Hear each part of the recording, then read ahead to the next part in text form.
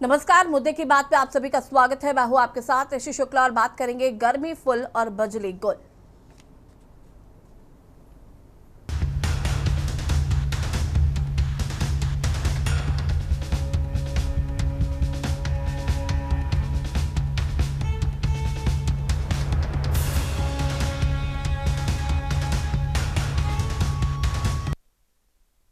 उत्तर प्रदेश में इस वक्त सूरज की तपिश और प्रशासनिक संवेदनहीनता ने मिलकर आम जनता का जीना मुहाल कर दिया है। पारा 45 डिग्री के पार है और इस रिकॉर्ड तोड़ गर्मी के बीच पूरे सूबे से पावर सप्लाई ठप होने की हाहाकार मचा देने वाली तस्वीरें सामने आ रही। दावे 24 घंटे निर्बाध बिजली के थे, लेकिन ग्राउंड रियलिटी यह है कि उत्तर प्रदेश का बिजली विभाग इस वक्त पूरी तरीके से वेंटिलेटर पर है। कहीं 15 घंटे से ट्रांसफार्मर फूके पड़े हैं, तो कहीं जनता को सड़कों पर उतरकर हथपंखा क्रांति करनी पड़ रही। सबसे विभत्स और डराने वाली तस्वीर बलिया से आई, जहां स्वास्थ्य व्यवस्था और बिजली विभाग की संयुक्त लापरवाही के चलते एक घायल मरीज का इलाज टॉर्च की रोशनी में करना पड़ा। बिजली संकट की पहली बड़ी मार पड़ी है उन्नाव के गिरजाबाग में। रविवार रात करीब 2 बजे गिरजेश्वरी माता देवी मंदिर के पास का ट्रांसफार्मर अचानक तकनीकी खराबी के चलते ठप हो गया। इलाके के दर्जनों मकानों की बत्ती गुल हो गई। भीषण गर्मी और मच्छरों के आतंक के बीच जनता ने पूरी रात चौक कर काटी। हैरानी की बात यह है कि सुबह से लेकर दोपहर तक जिम्मेदार अधिकारियों को लगातार पिंग किया गया, डिस्ट्रेस कॉल की गई, लेकिन बिजली विभाग के इंजीनियरों ने फोन उठाना भी मुनासिब नहीं समझा। जब पानी का संकट गहराया, तब जाकर स्थानीय विधायक को इंटरवेन करना पड़ा, लेकिन इसके बावजूद शाम 6 बजे तक इलाके में पावर स्टोर नहीं किया जा सका था। यही हाल औरास क्षेत्र का है, जहां पर हाथीखेड़ा, जमालनगर, परौरी और औरास फीडरों से करीब 2 लाख की आबादी को बिजली सप्लाई की जाती है और इस ग्रामीण और कस्बाई बेल्ट में इस वक्त अघोषित बिजली कटौती का एक तरफा और मनमाना रोस्टर चल रहा है। स्थानीय निवासियों के मुताबिक 24 घंटे में से 12 से 14 घंटे बिजली काटी जा रही। ग्राउंड पर तैनात जई रामू समेत तमाम आला अफसर फोन स्विच ऑफ करके बैठे। हालांकि एक्सीन हिमांशु गौतम ने ऑन कैमरा रूटीन सफाई देते हुए कहा कि हेडक्वार्टर से बात कर सप्लाई चेन को दुरुस्त करने का प्रयास किया जा रहा है, लेकिन सवाल वही है कि आखिर जनता इस टॉर्चर को कब तक झेलेगी। इस बिजली संकट ने अब एक बड़ा सियासी रंग इख्तियार कर लिया है। मेरठ में आम आदमी पार्टी के कार्यकर्ताओं ने बिजली दफ्तरों के घेराव के लिए हथपंखा प्रदर्शन किया। विपक्ष का सीधा आरोप है कि एयर कंडीशन दफ्तरों में बैठे अफसर जनता की तकलीफों से पूरी तरीके से कट चुके हैं। कांग्रेस ने भी इस मुद्दे को सरकार को आड़े हाथों लिया है, लेकिन सिस्टम की सबसे डरावनी तस्वीर बलिया के मनियर प्राथमिक स्वास्थ्य केंद्र से आई। एक तरफ यूपी को उत्तम प्रदेश और हाईटेक बनाने के दावे हो रहे हैं, तो दूसरी तरफ सड़क हादसे में घायल मरीज जब अस्पताल पहुंचता है तो वहां ना डॉक्टर मिलते हैं और ना ही बिजली। अंधेरे में डूबे अस्पताल के भीतर पैरामेडिकल स्टाफ ने मोबाइल और टॉर्च की रोशनी के सहारे मरीज का प्राथमिक उपचार किया और हालात गंभीर होने पर उसे जिला अस्पताल रेफर कर दिया और यह सीधे तौर पर मरीजों की जान के साथ खिलवाड़ है। बलिया की तस्वीरों ने यूपी के पावर बैकअप और इमरजेंसी हेल्थ सिस्टम की कलाई खोलकर रखते हैं। कागजों पर दौड़ने वाला बिजली विभाग जमीन पर पूरी तरीके से रेंग रहा है। आज पूरा उत्तर प्रदेश बिजली विभाग से सवाल पूछ रहा है कि जब मेंटेनेंस के नाम पर करोड़ों का बजट ठिकाने लगाया जाता है, तो पीक सीजन आते ही ट्रांसफार्मर क्यों दम तोड़ देता है। वीआईपी ड्यूटी और एसी कमरों में बैठे अधिकारी संकट के समय जनता का फोन उठाने से परहेज क्यों करते हैं। क्या बलिया जैसी लापरवाही के बाद भी स्वास्थ्य और बिजली विभाग के आला अफसरों पर कोई कड़ी कार्रवाई होगी, या इस गर्मी में जनता ऐसे ही घुट घुट कर जीने को मजबूर रहेगी। चर्चा आज इसी मुद्दे पर करेंगे और बात कर रहे हैं। बेलथरा से जब आ रहे थे जी, मनियर हनुमान जी के मंदिर के पास में जी, ये तो स्विफ्ट डिजायर आई और तो पास करने के चक्कर में हम लोगों को पीछे से आगे से ठोकर के और निकल गए। कितने लोग थे आप लोग बाइक पे? 2 लोग थे हम लोग। और आपके साथ पिताजी थे? पिताजी थे जी। क्या हुआ फिर उसके बाद? उसके बाद फिर हम लोग एम्बुलेंस को बुलाए। एम्बुलेंस बुलाने के बाद फिर मनियर रेफ़र किया गया। मनियर गए हम लोग। मनियर जाने के बाद ना कोई डॉक्टर थे और मनियर पे एसी पे जी, मनियर हॉस्पिटल पे हाँ। तो क्या हुआ फिर वहाँ तो पे? वहाँ पे फिर हम लोग नहीं तो कोई लाइट की व्यवस्था थी और ना डॉक्टर उपलब्ध थे। जबर गर्मी है, पर उत्तर प्रदेश में तो जनता नरक झेलने को मजबूर है। बिजली की ऐसी कटौती और पूरे देश में कहीं नहीं हो रही। इनफैक्ट देश के 50 सबसे गर्म शहरों में 26 यूपी के हैं और वो गर्मी से खौल रहे हैं, लेकिन वहां पर बिजली गुल है। नोएडा से लेके बलिया तक 75 जिलों में हाहाकार मचा हुआ है। 24 घंटे में मुश्किल से 7 या 8 घंटे बिजली आ रही है। भीषण गर्मी और बिजली कटौती से त्रस्त होकर आधी रात को सड़क पर जनता सोने को मजबूर है। लखनऊ जो राजधानी है जैसे शहरों में घंटों बिजली गायब है। अस्पताल में एक्सरे और स्कैन बंद पड़े। कानपुर देहात के मेडिकल के छात्र तो बिजली न आने के कारण धरने पर भी बैठे। बच्चे परेशान है, महिला परेशान है, बुजुर्ग परेशान है, किसान त्रस्त है, सब कोई परेशान है। लेकिन यूपी में बिजली मांगने की गलती मत कीजिएगा, वरना योगी जी की पुलिस आपको जेल की हवा जरूर खिला देगी।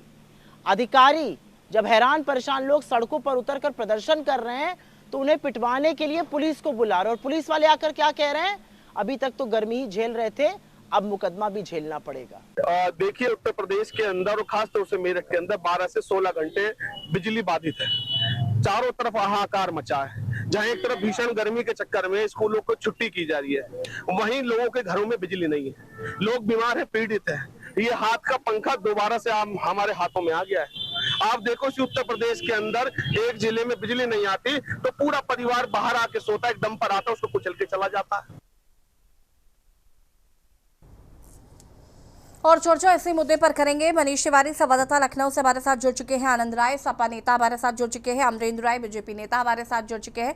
आप सभी का बहुत बहुत स्वागत है। सबसे पहले तो शुरुआत मनीष जी से करते हैं। मनीष जी, जिस तरीके से मुख्यमंत्री योगी आदित्यनाथ बिजली विभाग के साथ ताबड़तोड़ बैठ के कर रहे हैं, साथ ही साथ उन्होंने निर्देशित किया कि बिजली सप्लाई जो है वो पूरी तरीके से आपूर्ति लोगों को मिल पाए, लेकिन 3 दिन से लगातार हम ये देख रहे हैं और उसके बावजूद भी जिस तरीके से यूपी में बिजली संकट गहराया हुआ है वो कहीं ना कहीं लोगों की के लिए चिंता का विषय बन चुका है।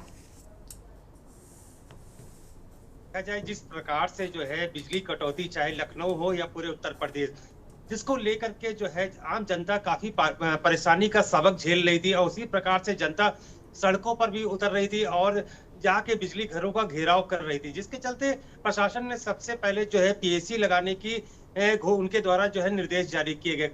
करीब 32 ऐसे संवेदनशील बिजली घर थे जहां पर पीएसी को तैनात किया गया।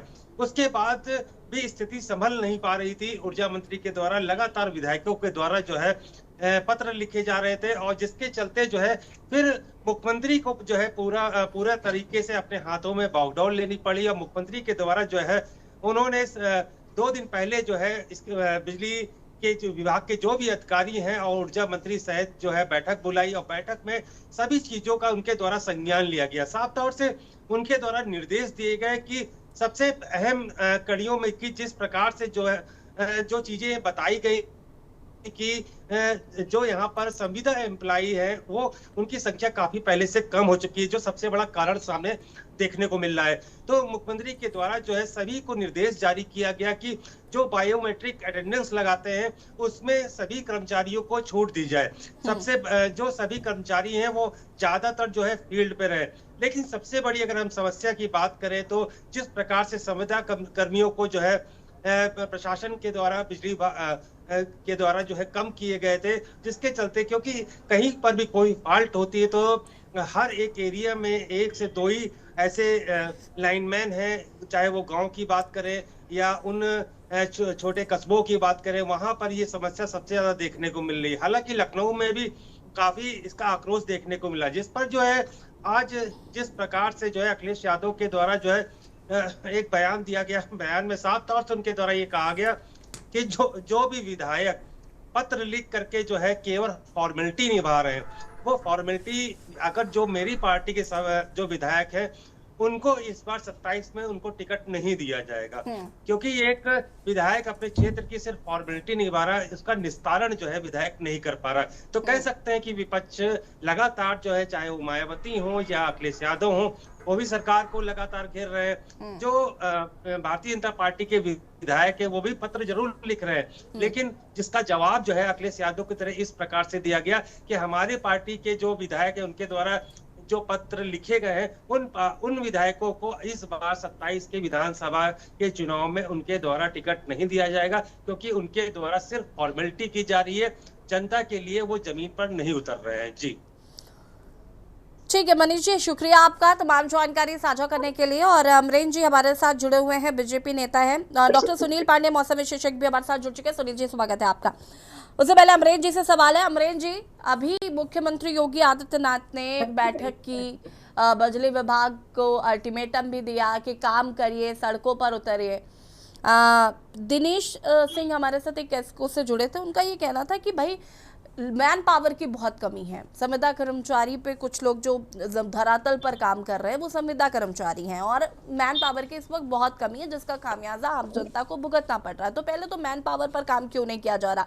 साथ ही साथ जब मुख्यमंत्री योगी आदित्यनाथ लगातार निर्देशित कर रहे हैं तो फिर धरातल पर लोगों को बिजली क्यों नहीं मिल पा रही? जी यशी जी नमस्कार जी। देखिए, है तो बहुत ही कठिन समय है ना। तापमान भी बढ़ा हुआ है और हम भाग नहीं सकते हैं क्योंकि जिम्मेदारी हमारी है। तो हम प्रयास ही कर सकते हैं, उसमें हम प्रयास कर रहे हैं। बैठकों का दौर जारी है ना। अब वो सब चीज़ें जो निकल के आएंगी जिसमें कमियां हैं, जिसकी वजह से ये सब हो रहा है ना। एक तो आप ये भी देखिए कि तापमान इस बार जो है बढ़ा हुआ है, ठीक है ना। और इस तरीके से बहुत सारी चीज़ें हैं, एक साथ ही सब एक जगह इकट्ठा हो गई है। तो हमारी सरकार इस पर जरूर ध्यान देगी और जरूर काम करेगी। माननीय मुख्यमंत्री जी लगातार बैठकें कर रहे हैं, उसमें सुझाव आ रहे हैं, उपाय आ रहे हैं। तो यही तो किया जा सकता है और क्या कर सकते हैं बताइए। विपक्ष का सहयोग करने का कोई मतलब नहीं है, ठीक है। विपक्ष केवल आरोप लगाएगा और विपक्ष ने क्या किया है नहीं किया हम उसमें नहीं पड़ेंगे। देखिए, ये जनमानस की समस्या है, इस जनमानस की समस्या से भागा नहीं जा सकता है। हाँ जरूर है, हमारी कमियां रही है जिसको हम नहीं ठीक कर पाए। अब हम आगे इसको दुरुस्त करेंगे और अच्छी तरीके से इसको चलाएंगे।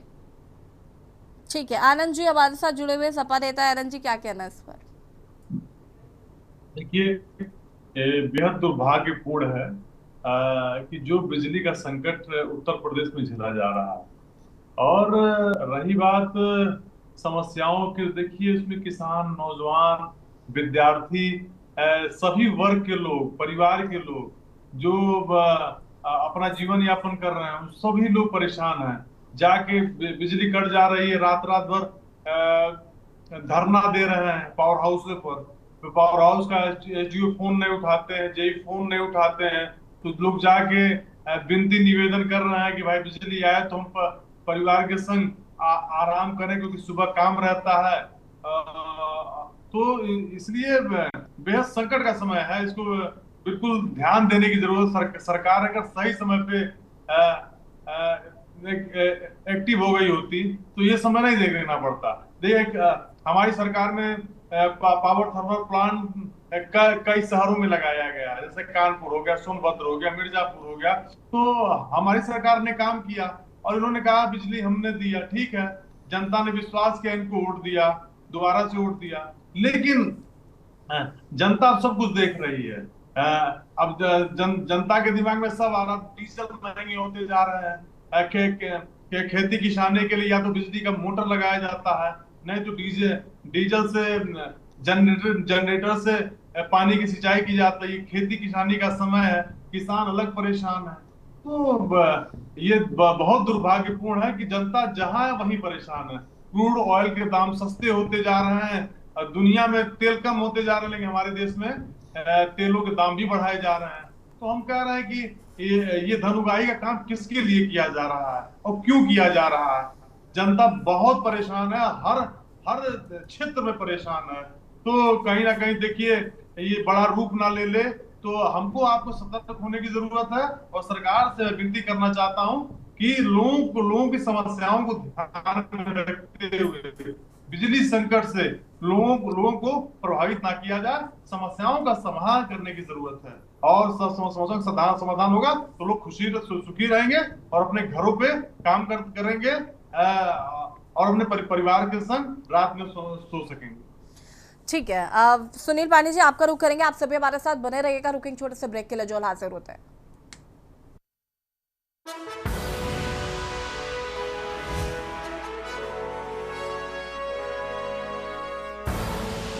आप देख रहे हैं के न्यूज, खबरों का साथी।